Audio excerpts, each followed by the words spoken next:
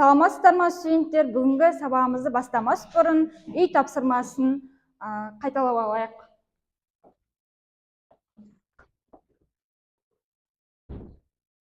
Сіздерге сұрақтар дайындаған болатынмын. Сол сұрақ бойынша үй тапсырмасын қайталап өтсеңіздер.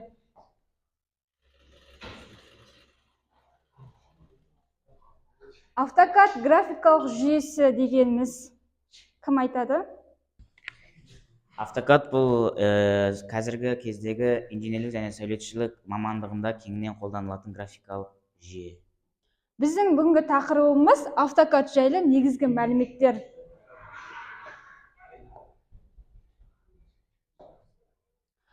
Мақсатымыз, міндеттеріміз бұл оқу құралы автоматты геометриялық модельдеу тәсілдері және компьютерлік технологиялармен таныс емес, бірақ AutoCAD бағдарламасымен танысуды мақсат еткен, пайдаланушыға арналған бағдарламаны кеңірек оқып үйренуге керемет тренинг жүйемен жабдықталған компакт дискілері бар кітаптарды қолдануға ұсынылады. AutoCAD автоматты жобалау жүйесі өзінің табиғаты бойынша бұл географиялық редактор пайдаланушыға сұхбаттық режимде қандай да бір конструкторлық міндеттерді бірден экран мониторынан оның іс-әрекетінің нәтижесін көрсете отырып шешу мүмкіндігін береді. Және де AutoCAD командалары адам қабылдауына оңай әрі түсінікті, ал онымен сұхбаттасу әртүрлі менулер, сұхбаттық терезелер, мәтіндік терезелер, инструменттер панельдері көмегімен іске асырылады.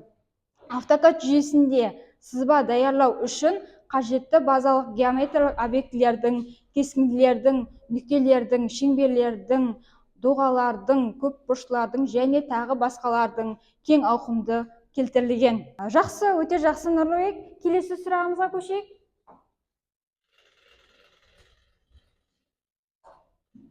AutoCAD-тың пайдаланушылық интерфейсі дегеніміз не?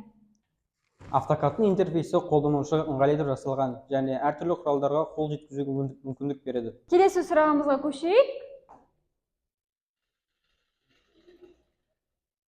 Меню жолы дегеніміз не? Кім айтады?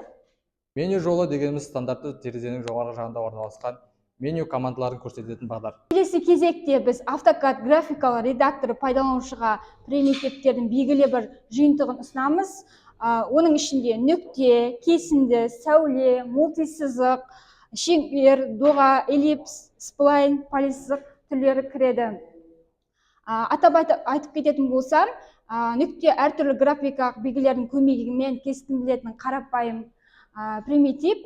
Кескін дегеніміз екі шеткі нүктесі арқылы берілетін түзу сызық бөлігі және де түзуге тиісті екі нүкте арқылы берілетін шексіз ұзын түзу сызық және сәуле берілген нүктеде басталып шексіздікке кететін түзу сызық. AutoCAD-тың негізгі функциялары мен міндеттері: AutoCAD бұл әртүрлі салаларда сәулет пен құрылыста кеңінен қолданатын 2 және 3 өлшемді автоматтандырылған жобалау және сызу жүйесі. Бұл сізге дәл және егжей-тегжейлі сызбалар, модельдер мен визуализациялар жасауға мүмкіндік береді.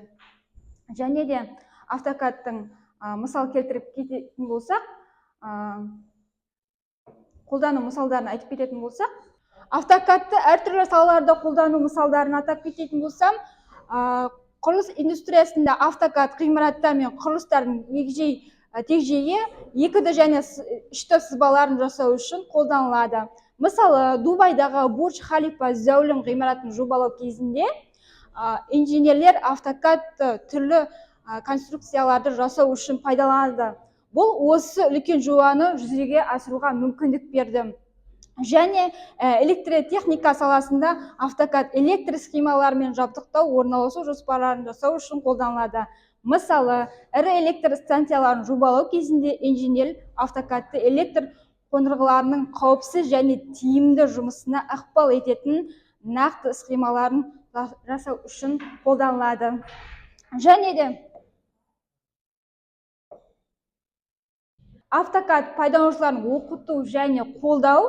AutoCAD бұл әртүрлі салаларда сәулет пен құрылыста кеңінен қолданатын 2 және 3 өлшемді автоматтандырылған жобалау және сызу жүйесі. бағдарлама егжей-тегжейлі сызбаларды, модельдерді және техникалық сипаттамаларды жасауға мүмкіндік береді. Бұл оны инженерлер, сәулетшілер және дизайнерлер үшін тапсырмас құрал етеді. Жаңа тақырыбымызды өте келе, мен сіздерге компьютерге тапсырма бергім келіп отыр. Бірінші тапсырмамыз салыстырмалы Декарт координаталарын пайдаланып көрсетілген жазық фигураларды сызыңыздар. Осы көрсетілген фигураларды, объектілерді компьютерға сызатын боламыз. Үш объекті берілген, үш объектінің команда беріп отырып, бірінші, екінші, үшінші объектіні мына жерде командаларды 100, 0, 20, 350 деп команда беру арқылы размер бересіздер. Сол арқылы жасап маған көрсетесіздер. Сіздерге 15 минут уақыт беремін. Жасап компьютерға көрсетіп отыра қойыңыздар. Измеритпен тексеріп алыңыз. Градусы түгел келді ма, келген жоқ па? Команда беріңіз. Ең бірінші біз А30-пен алдыңыз ғой, да? А30-пен аласыз, сосын нүктені пайдалана отырып, мешкімен команда бересіз.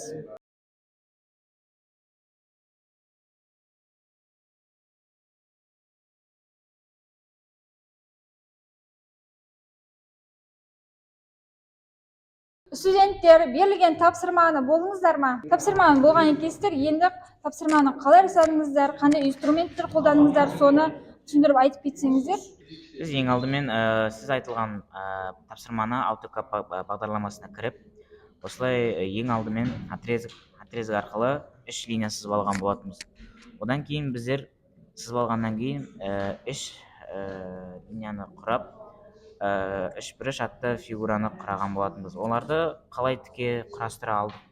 Біздер ең алғашымен отрезок арқылы үш сызықты сызғаннан кейін бір-біріне жалғау арқылы үш бұрышты фигураны құрап, одан кейін команда жазатын жерге тақтада көрсетілген сандарды жазып, осы фигураларды түзеген болатынбыз. Қорытындысы AutoCAD бағдарламасында сіздің айтқан тапсырмаңызды мінсіз орындадық деп ойлаймыз. Отрезокты қолдана отырып, команданы бере отырып, жүзеге асырамыз. Ал студенттер, сабағымыз аяқтай келді. Енді тақырыпты, осы сабақты түсіндіңіздер ма? Түсінсеңіздер, онда келесі көз сұрақтарына көшетін боламыз. Осы телефон арқылы, қолдарыңыздағы телефон арқылы кіретін боласыздар, қазір қосылған кезде.